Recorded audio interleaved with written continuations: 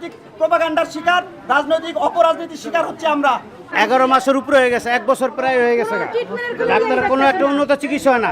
ধরে না, সেই রেকর্ডিং যদি আপনারা চান আপনাদেরকে রেকর্ডিং দিব। আহতদের, সকল আহতদের আমার মনে হয় যে একটাই, আপনি যদি জিজ্ঞেস করেন সবাই বলবে একই সুরে একই কথায় যে ভাই আমাদের চিকিৎসাটা নিশ্চিত করেন। বিভিন্ন দল, বিভিন্ন রাজনৈতিক দল তাদের মানে ফয়দা আমাদেরকে দিয়ে লড়তেছে। কেন? আপনারা বৈষম্য বিরোধী প্যানেল নতুন হইলেন, এখন আমাদের সাথে দেখা করতে আসছেন, আজকে আপনাদেরকে নিয়ে আসছে, 2 দিন পরে আপনারা তাদের দেখা পাবেন না। আমরা কোথায় যাব? আমার 71-এ যেরকম হয়েছিল, এই 24-এ আমাদের বিপ্লবকে নস্যাৎ করার জন্য কতিপয় কিছু দল, কতিপয় কিছু স্বার্থান্বেষী মানুষ এখনো আমাদের পিছনে পড়ে লেগেছে। আমাদের জুলাই প্রোক্লেমেশন নাই কেন ভাই? আমি তো বিকলাঙ্গ হয়ে জন্ম নেই নাই, এই ভাইটা তো বিকলাঙ্গ হয়ে জন্ম নেয় নাই। এ তো দেশের সম্পদ ছিল, এ তো রাষ্ট্রীয় সম্পদ, আমিও তো রাষ্ট্রের সম্পদ। আজকে দেশের জন্য, যে দেশের জন্য আমার ভাইরা চোখ হারাইলো, তাদের বিয়ে পর্যন্ত হচ্ছে না। আমার মতো যুবক, আপনার মেয়ে দিবেন আপনি? আমি রাষ্ট্রের বড় বড় লোকগুলোকে আঙ্গুল দিয়ে দিতে চাই, আপনারা আপনাদের পরিবারে কাউকে দিবেন? তারা কোথায় যাবে? তাদের পুনর্বাসন কেন হচ্ছে না? অতএব আপনাদেরকে বলি, আপনারা মিডিয়ারা আসছেন, আপনারা দেখেন, কথা বলে দেখেন, এই যে সিন্ডিকেট, এই যে হাসপাতালের সিন্ডিকেট, এই যে আমাদেরকে একটা ঝুঁকির ভিতরে রাখা। আগে এই জায়গায় বি ওয়ার্ড এবং এ ওয়ার্ড, এখানে সকল আহতরা চিকিৎসা পেত, সমাজসেবা থেকে বিভিন্ন ধরনের ওষুধপাতিগুলো অন্তত পেত। বিশ্বাস করেন, যারা বাড়িতে পড়ে আছে আনাচে কানাচে, তারা ওষুধ কেনার পর্যন্ত সামর্থ্য রাখে না, কারণ সে বিকলাঙ্গ। আপনি তাকে চাকরি দিবেন?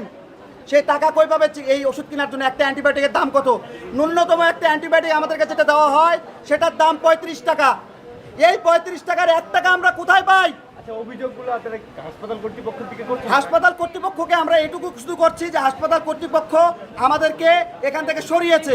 তারা বলছে তাদের উপরের নির্দেশ, তারা বলেছে তাদের মন্ত্রণালয়ের নির্দেশ, হোয়াট এভার ইট ইজ, বলে সরিয়েছে। উনি কিছু বলতে চান, ওনাকে বলতে দেন। ওই যে উনি ডক্টর আছেন, এরা পুলিশ প্রশাসন লিয়া কয় মন্ত্রণালয় তো বলছে আমাদের বাগাই দিতে, তখন বাগাই দেওয়া রুগীরা কই যাবে বলেন?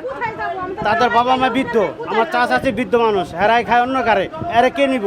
এই বাচ্চাটার বয়স 3.5 বছর, এই বাচ্চাটার ব্যবহার কে নিব? এই যে আমি এখানে খাটতে সকালতে, এখন আমরা না খাইয়া মরার মতনই, কোনো কামাই রোজগার না খাই, বাচ্চাটা নিয়ে এখানে খাবার দেয় একজনে তো ভালো না। খাবার কি দেয় যে একটু পরে খাবার দিতে আইব, দেখবে না নেই মোটা চাইলের ভাত। একটা ডিম দেয়, যদি ডিম দেয় তাহলে কলা দেয় না, আর যদি কলা দেয় তাহলে ডিম দেয় না, আর শক্ত রুটি দেয়, ওই মুখে দেওয়া যায় না। খাবারের যে নিয়ম করে যে ভাতগুলা ওই মুখে তো তোলাই যায় না, তরকারির তো কথাই নেই।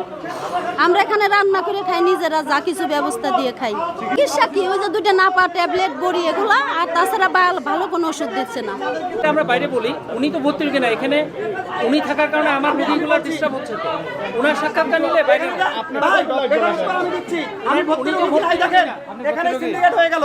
আমি ভর্তি রোগী ছিলাম, আপনাদেরকে যেটা এর আগেও বলেছিলাম, আমি সহ আমার ভাইয়েরা তারা বলেছিল যে ঈদের সময় বাড়িতে যান, আমাদেরকে রিলিজ নিয়ে ঈদে বাড়িতে যাওয়া হয়েছিল। আসার পরে যখন বলছে যে আপনারা ভর্তি নিব, আমরা আবার আসবেন, আসার পরে যখন তাদের কাছে যাই, তারা আমাদের ভর্তি না নাই, পুলিশ নিয়ে আসছে, র্যাব নিয়ে আসছে, বিডিআর নিয়ে আসছে, নিয়ে এসে আমাদেরকে ঘাট ধাক্কা দিয়ে পর্যন্ত বের করে দিচ্ছে। এটা করে দিচ্ছে, জিজ্ঞেস করেন।